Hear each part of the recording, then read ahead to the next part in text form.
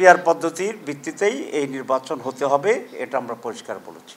জুলাই বিপ্লবের মূল কথা ছিল একটি অবাধ ও সুষ্ঠু নির্বাচন। বিগত 54 বছরের নির্বাচনের যে ইতিহাস আমাদের, এটাই কথাই প্রমাণিত হয়েছে যে ট্র্যাডিশনাল পদ্ধতির যে নির্বাচন, সেই নির্বাচন কখনো সুষ্ঠু হয়নি বাংলাদেশে। ভোট ডাকাতি, কেন্দ্র দখল, সন্ত্রাস,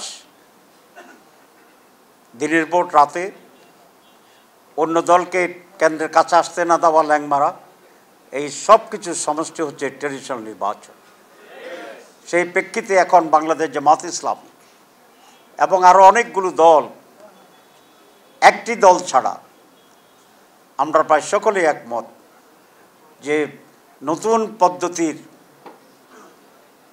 যে নির্বাচন, সেই নির্বাচন জনগণের আকাঙ্ক্ষা এবং ভোটের অধিকার ফেরত দিতে নিশ্চিততা দান করতে পারে। সেটার নাম হচ্ছে পিআর, প্রপোর্শনেট রিপ্রেজেন্টেশন।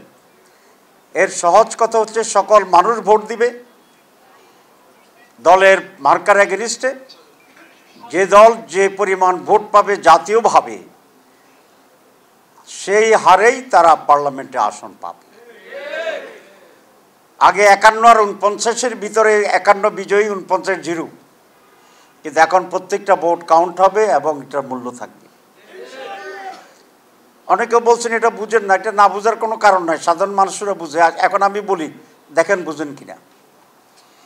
সকল মানুষই একই নিয়মে, ভোট কেন্দ্র এক, প্রিসাইডিং অফিসার এক, পোলিং অফিসার এক, ইলেকশন কমিশন এক।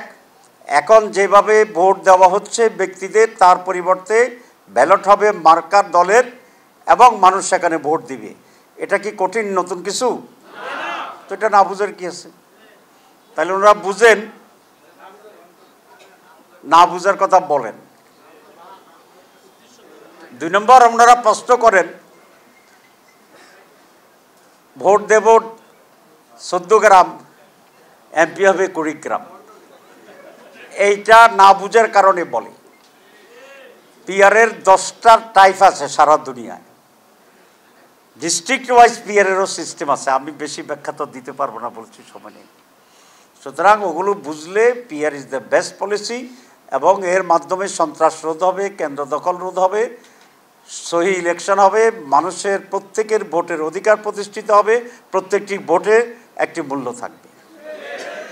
সুতরাং পিআর পদ্ধতির ভিত্তিতেই এই নির্বাচন হতে হবে, এটা আমরা পরিষ্কার বলেছি। কোনো দল যদি মনে করেন উনি খুবই জনপ্রিয়, তো পিআর এলে বেশি জনপ্রিয় হলে বেশি সিট পাবেন, ভয়টা কোথায়?